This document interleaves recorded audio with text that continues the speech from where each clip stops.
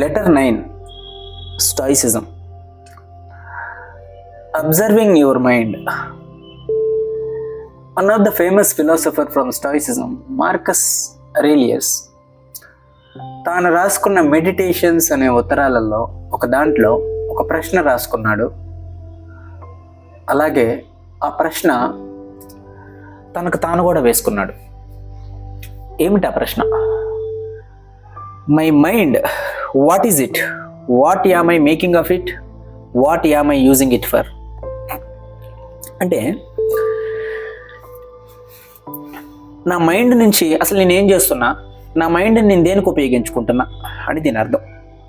ఇక్కడ నా అవగాహనలో ఉన్న ఒక విషయం చెప్తా. మనిషి యొక్క మైండ్ రెండు పనులే చేయగలదు. ఈ ప్రపంచంలో ఎవరి మైండ్ అయినా సరే రెండే పనులు అది చేయగలిగేది. ఒకటి వాచింగ్, రెండు థింకింగ్.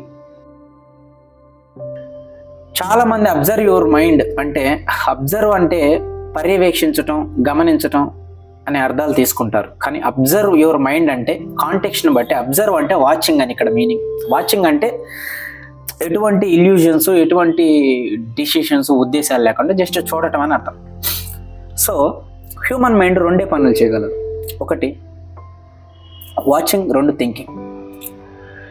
సో ఇప్పుడు ఈ రెండింటిని మనిషి ఏ టైంలో ఎట్లా ఉపయోగించుకోవాలి? ఇక్కడ మొదటి ప్రశ్న ఏంటి? What am I using it for? మన మైండ్ని మనం దేనికి ఉపయోగించుకుంటున్నాం?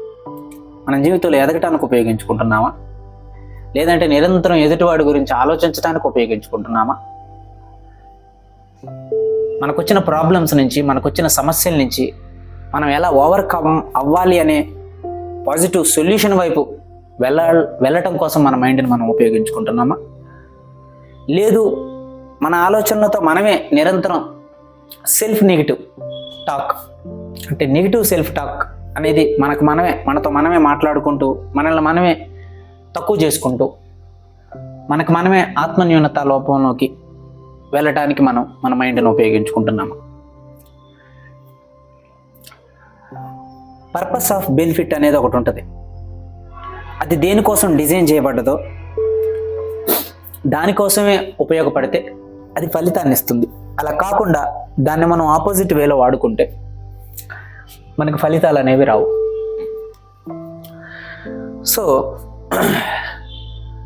హ్యూమన్ మైండ్ రెండే పనులు చేయగలదు. ఒకటి వాచింగ్, రెండు థింకింగ్. థింకింగ్ అనేది మన జీవితంలో ప్రాబ్లమ్స్, సమస్యలు వచ్చినప్పుడు వాటి నుంచి మనం ఎలా ఓవర్కమ్ అవ్వాలి అనే సిచ్యువేషన్స్లో మనం థింకింగ్ని ఉపయోగించుకోవాలి. ఎప్పుడైనా మన ఆలోచనలు మనల్ని కొంచెం ఇబ్బంది పెడుతూ, ఏదైనా బాధ మనల్ని కొంచెం డిస్టర్బ్ చేస్తూ, ఏదైనా చిన్న చిన్న విషయాలకి మనం ఇరిటేట్ అవుతూ, వాటి వల్ల మనం ఎక్కువ సఫర్ అవుతున్నప్పుడు, అప్పుడు మనం మైండ్లో ఉన్న ఇంకొక క్వాలిటీ వాచింగ్, వాటిని చూడగలగాలి. మనం ఎప్పుడైతే మనం వాటిని చూస్తామో ఆటోమేటిక్గా వాటి యొక్క ఇంటెన్సిటీ తగ్గిపోతుంది. నీ యొక్క ఆలోచనలు నిన్ను డిస్టర్బ్ చేస్తున్నప్పుడు నువ్వు వాటిని చూడగలగాలి. I mean watching. You have to watch your thoughts while you are disturbing. And when you are in problem you have to use your thinking. I mean you have to use your logic. ఇవి రెండు మనిషి mind యొక్క ఉపయోగాలు. దీన్ని చాలా సింపుల్గా ఇక్కడ what am I using it for? నేను దేనికి ఉపయోగించుకుంటున్నా? నీ ప్రయోజనానికి, నీ ఎదుగుదలకి, నీ ఆరోగ్యానికి, నీ మంచితనానికి, నీ జీవితంలో నీ లక్ష్యానికి, నీ గమ్యానికి, లేదా నీ ప్రశాంతతకి, దీనికోసం నీ యొక్క మైండ్ని ఉపయోగించుకోవాలి. కానీ ఎంతసేపు నిన్ను నువ్వు బాధ పెట్టుకోవడానికి నీ మైండ్ని ఉపయోగించుకుంటే అది సృష్టించిన సృష్టి ధర్మానికి విరుద్ధం. అది కొంతవరకు ఉంటాయి బాధలు, సహజమే. కానీ నీ ఆలోచనలే నిన్ను బాధ పెడుతుంటే then that is your responsibility, right? You have to watch those thoughts. వాటిని నువ్వు చూడగలగాలి. That is what my experience. ఎప్పుడైనా నువ్వు డిస్టర్బ్ అవుతున్నప్పుడు వాచ్ యువర్ థాట్స్. ఎప్పుడైనా నువ్వు కష్టాల్లో ఉన్నప్పుడు యూజ్ యువర్ థింకింగ్. సో మైండ్కి ఉన్నది రెండే లక్షణాలు, ఒకటి వాచింగ్, రెండు థింకింగ్. ఈ రెండింటిని ఎప్పుడు ఎలా ఉపయోగించుకోవాలో తెలిస్తే అప్పుడు నువ్వు దేన్నైనా ఓవర్కమ్ చేయగలవు, నీకు సొల్యూషన్ అనేది దొరుకుతుంది. ఎందుకంటే చూడటానికి, ఆలోచించటానికి పైన ఉండేదే స్పృహ, దట్ ఈస్ వాట్ కాన్షియస్నెస్.